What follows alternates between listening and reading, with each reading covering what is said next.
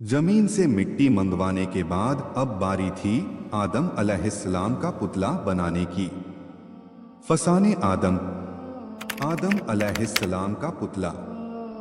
जब जमीन की मुरक्कब मिट्टी अल्लाह के हुजूर पेश की गई तो हुक्म इलाही हुआ, इस मिट्टी को हिजाजी अरब में डाल दो और मेरी कुदरत का तमाशा देखो।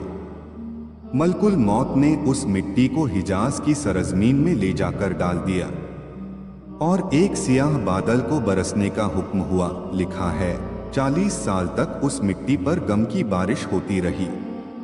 उसके बाद एक नूरानी बादल को हुक्म हुआ और सिर्फ एक घड़ी तक खुशी की बारिश हुई। नबी पाक ने फरमाया, ऐ मेरी उम्मत, जानती हो वो 40 साल की बारिश कैसी थी?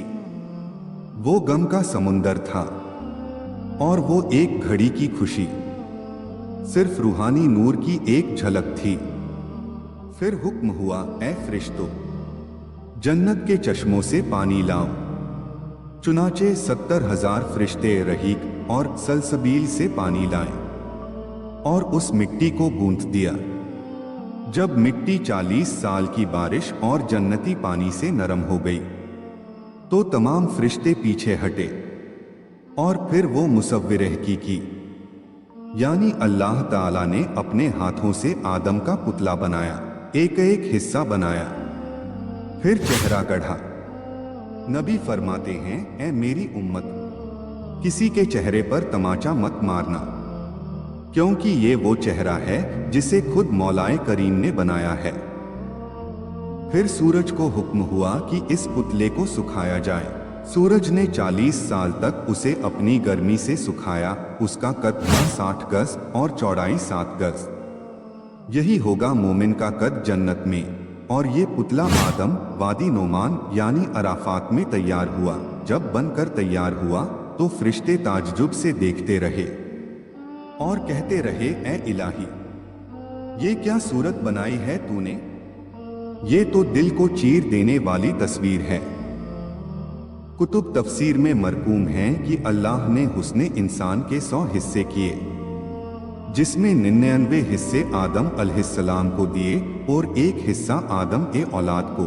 फिर फरिश्ते मलकुल मुल्क इज़राइल अलैहिस्सलाम को अपने साथ लाए और कहा, देखो ये क्या चीज़ अल्लाह पाक ने बनाई। हज़रत इज़राइल ने पुतले को बाहर से बहुत गौर से देखा, फिर अंदर दाखिल होकर उसकी हकीकत को जाना। बाहर आकर बोले, ये पुतला अंदर से बिल्कुल खाली है। जब तक इसके पाँव नहीं बनते ये खड़ा नहीं हो सकता, और अगर खड़ा हो भी जाए तो गिर जाएगा और फिर सुस्ती करेगा, इबादत से दूर हो जाएगा। मगर मैंने देखा इसके सीने की बाईं तरफ एक छोटा सा हुजरा दिल है, जिसका रास्ता कहीं से नजर नहीं आता। वह बिल्कुल बंद है, मालूम नहीं उसमें क्या पोशीदा है।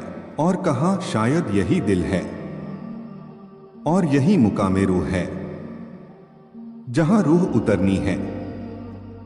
शायद लतीफे रब्बानी का यही मुकाम है और इसी के सबब यह पुतला मुकर्रब खुदाबंदी होगा। अल्लाह अल्लाह, क्या शान है। ये था आदम अलैहिस्सलाम का पुतला बनने का वाकया। मिलते फसाने आदम की अगली वीडियो में अगले वाकया के साथ। फसाने आदम की अगली वीडियो के लिए चैनल को सब्सक्राइब और बेल आइकन क्लिक करें। अल्लाह हाफिज।